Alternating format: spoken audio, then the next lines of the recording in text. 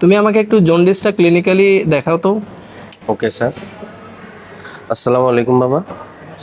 আমি আমি রাগীব, পঞ্চম বর্ষের মেডিকেল শিক্ষার্থী। আমি আপনাকে একটু দেখবো, আপনার কোনো অসুবিধা হবে না? কোনো অসুবিধা হলে আমাকে জানাবেন।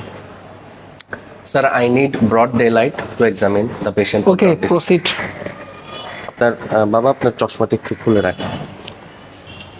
প্রথমে আমরা জন্ডিসটা দেখব আপার স্ক্লেরাতে। এক্ষেত্রে আমরা আমাদের হ্যান্ডটা প্লেস করবো এবং রোগীকে বলবো আমার হাতের দিকে তাকান। দেখে নিলাম। এরপরে আমরা জন্ডিসটা দেখব। বাবা, আপনার জিহ্বাটা একটু বের করেন, উপরের মাড়ির সাথে লাগান। জন্ডিসটা দেখব ventral surface of the tongue on both side of the frenulum medial to lingual vein. দেখে নিলাম। এরপর আমরা জন্ডিসটা দেখব আমাদের পাম অফ দি হ্যান্ডে। সেক্ষেত্রে আমরা রোগীর পাম অফ দি হ্যান্ডকে আমাদের সাথে কম্পেয়ার করব।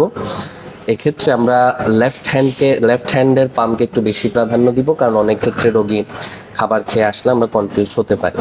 দেখে নিলাম। এরপর আমরা জন্ডিসটা দেখব সোল অফ দি ফুটে। আমরা দেখে নিলাম কোনো জন্ডিস আছে কিনা।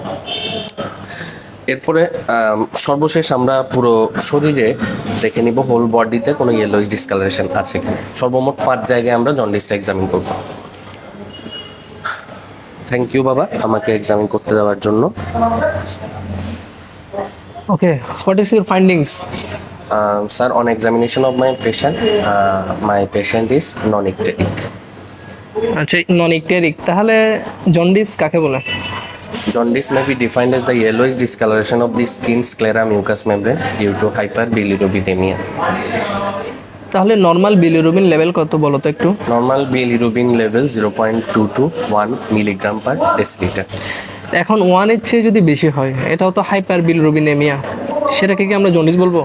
সেটাকে আমরা জন্ডিস বলবো, লেটেন্ট জন্ডিস বলবো।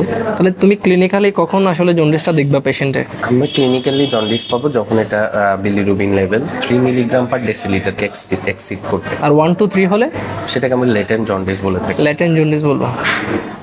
আচ্ছা, এখন ধরো একটা পেশেন্ট পুরো বডি এরকম, পামে তুমি জন্ডিস পেলাম, জি। ইয়েলো পেলাম, টাঙে পেলাম, মোটামুটি সব জায়গায় পেলাম, কিন্তু স্ক্লেরাতে নাই। তখন তুমি আসলে এটা কি চিন্তা করবে? এটা কি তোমার জন্ডিস নাকি অন্য কোনো কিছু চিন্তা করবা? সেটা জন্ডিস বলবো না আমরা, সেক্ষেত্রে আমরা আর ক্যারোটিনেমিয়া।